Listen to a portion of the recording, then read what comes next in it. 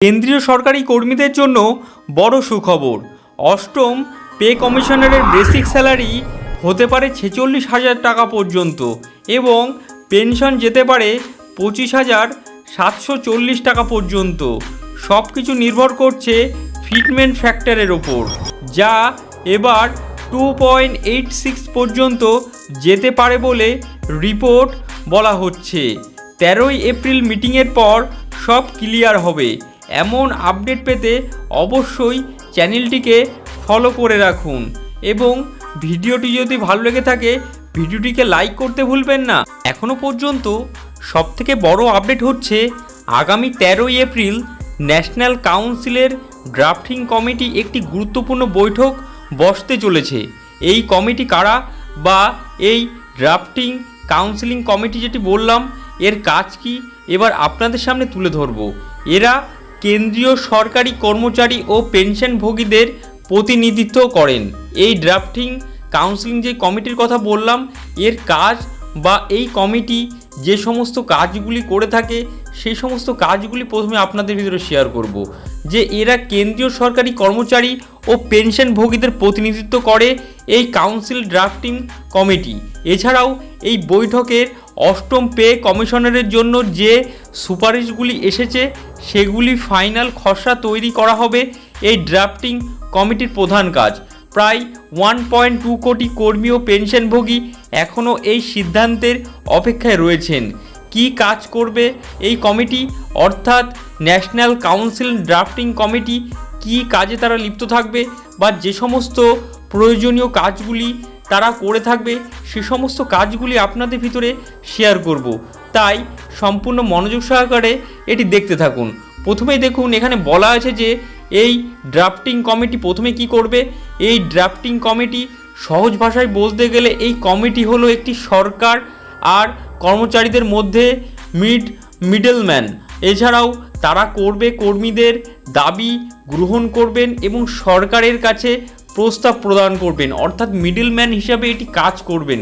এই মিডলম্যান হিসাবে কর্মীদের দাবি কী দাবি আছে সেই দাবিগুলি শুনবেন এবং সেই দাবিটি পরবর্তীতে সরকারের কাছে প্রস্তাব দেবে এই ড্রাফটিং কমিটি। এছাড়াও শেষ পর্যন্ত বেতন বৃদ্ধির জন্য একটি খসড়া তৈরি করবেন, অর্থাৎ বেতন কতটা পরিমাণ বৃদ্ধি হবে বা যে বেতন বৃদ্ধির যে দাবি রয়েছে অষ্টম পে কমিশন সে কত টাকা একটি বেতন বৃদ্ধির জন্য একটি খসড়া তৈরি করবেন এই ড্রাফটিং কমিটি।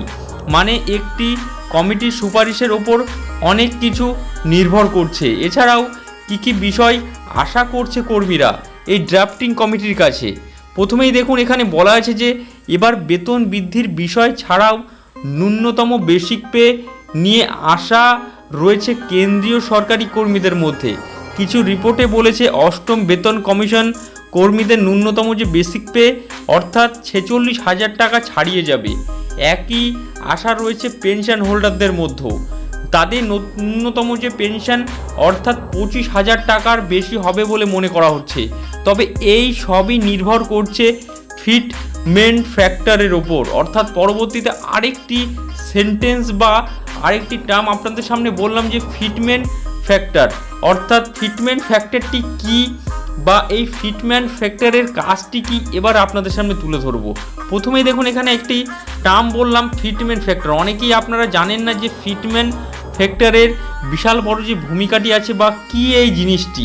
ফিটমেন্ট ফ্যাক্টর হলো আসলে একটি গুণক যার মাধ্যমে আপনার বেতন বাড়ানো হয় বা আপনার সপ্তম পে কমিশনারের ফিটমেন্ট ফ্যাক্টর কত ছিল, আপনার সপ্তম যে পে কমিশন ছিল তখন আপনার ফিটমেন্ট ফ্যাক্টর ছিল 2.57, অর্থাৎ ফলে বেসিক স্যালারি 7,000 টাকা থেকে বেড়ে হয় 18,000 টাকা এবং ষষ্ঠ পে কমিশনে কত ছিল 1.86।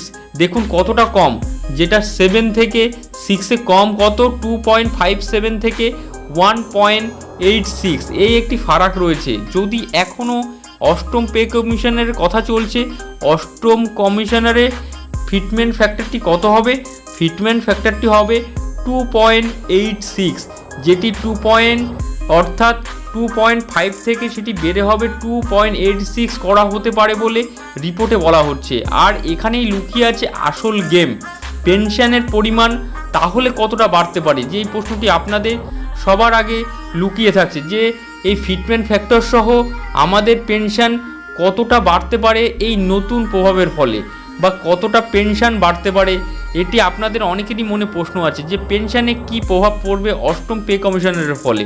অষ্টম পে কমিশনারের ফলে আপনাদের যে পেনশনের বিশাল একটি তারতম্য দেখা যাবে, যেখানে দেখুন এখানে বলা আছে যে অষ্টম পে কমিশনারের ফিটমেন্ট ফ্যাক্টর 2.5% থেকে 2.86, একটি যে বিশাল পার্থক্য রয়েছে, অর্থাৎ যে 2.86% হতে পারে, সেই দিকে ইঙ্গিত করে বিভিন্ন রিপোর্ট এই ফিটমেন্ট ফ্যাক্টরকে সরকার সবুজ সংকেত দিলেও ন্যূনতম যে পেনশন পরিমাণ 9,000 টাকা থেকে 25,740 টাকা হতে পারে। সেই ক্ষেত্রে অবসরকালে স্বস্তি পাবেন পেনশন হোল্ডাররা। এই ফিটমেন্ট ফ্যাক্টরের ফলে একাধিক সুবিধাসহ বিভিন্ন সুবিধা পাবেন, যেখানে আপনাদের 2.5% থেকে আপনাদের ফিটমেন্ট ফ্যাক্টরটি কত হবে 2.86, একটা বিশাল বড় একটি অঙ্কের টাকার একটি তারতম্য দেখা যাবে পেনশন হোল্ডারদের। এবং এই ফিটমেন্ট ফ্যাক্টরের ফলে 9,000 টাকা থেকে বেড়ে এই টাকাটি হয়ে যাবে কত টাকা পেনশনভোগীদের 25,740 টাকা আপনাদের হতে পারে। সব মিলিয়ে বলা যায় 13ই এপ্রিলের মিটিং খুবই গুরুত্বপূর্ণ। এখান থেকে পরিষ্কার হবে অষ্টম পে কমিশনারের ভবিষ্যৎ। তবে এখনও কিছুই ফাইনাল হয়নি, সব কিছু নির্ভর করছে সরকারের সিদ্ধান্তের ওপর। নতুন আপডেট আসলে আপনাদেরকে সবার আগে জানিয়ে দেওয়া হবে। এবং ভিডিওটা যদি ভালো লাগে তাহলে ভিডিওটিকে অবশ্যই লাইক করবেন, আরও বেশি বেশি করে বন্ধুদের ভিতরে শেয়ার করবেন। আপনার কি মনে হয় স্যালারি 46,000 টাকা হওয়া উচিত? কমেন্ট বক্সে অবশ্যই আপনার মূল্যবান মতামত জানাবেন।